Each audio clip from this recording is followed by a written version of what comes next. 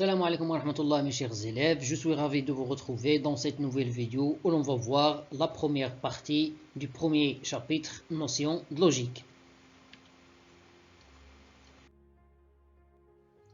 Le schéma de cette séance, on va voir la notion de proposition, elle est répartie comme suit, une activité, une définition, des remarques et on va terminer cette vidéo avec des exemples. Proposition, activité. Mettre le symbole dans la case convenable.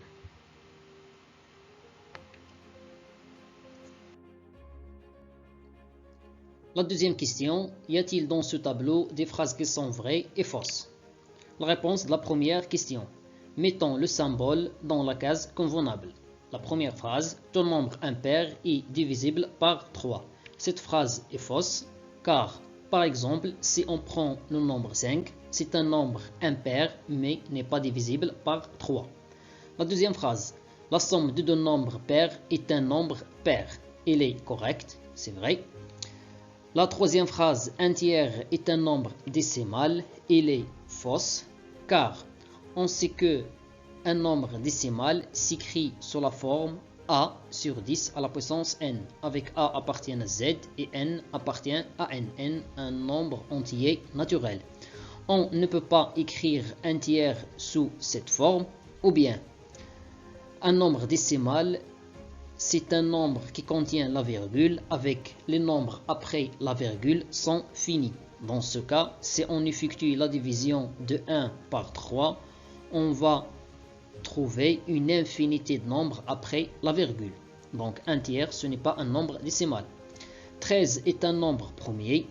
On sait que un nombre premier, c'est un nombre qui a deux diviseurs exactement, 1 et lui-même. Dans ce cas, 13, c'est un nombre premier. Il a exactement deux diviseurs, 1 et lui-même. La dernière phrase, 2 à la puissance moins 3 égale à moins 8. C'est une phrase fausse car 2 à la puissance moins 3 égale à 1 sur 2 à la puissance 3 égale à 1 huitième.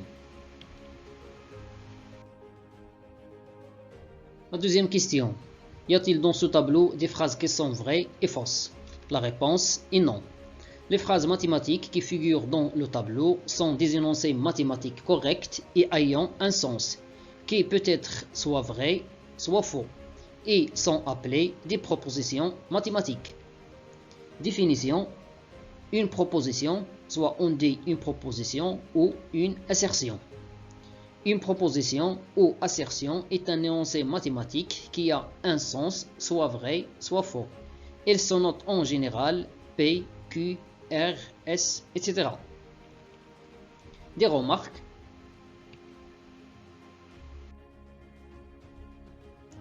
On désigne par 1 ou V la valeur de vérité d'une proposition vraie. C'est-à-dire si on a une proposition vraie, on note soit 1, soit V.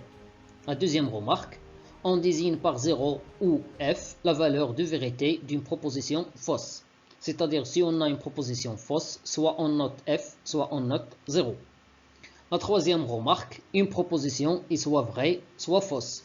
Et elle ne peut être à la fois vraie et fausse. La dernière remarque, une table de vérité est une table qui indique si une proposition P, construite à partir d'autres propositions P1, P2, P3, etc., est vraie ou fausse selon les valeurs de vérité de P1, P2, P3, ainsi de suite. Des exemples.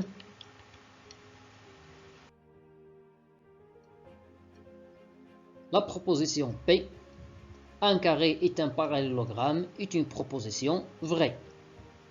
La proposition Q, 1 plus 3 tout au carré égale 1 au carré plus 3 au carré, est une proposition fausse.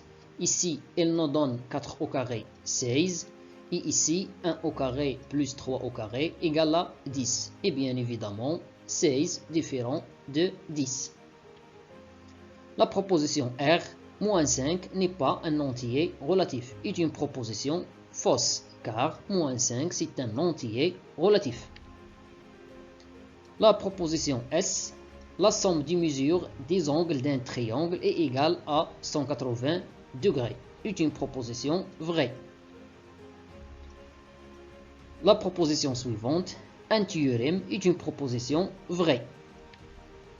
L'écriture 5 plus 3 égale n'est pas une proposition, car ici on n'a pas un sens. Finalement, mes chers élèves, je vous remercie pour votre attention et à bientôt.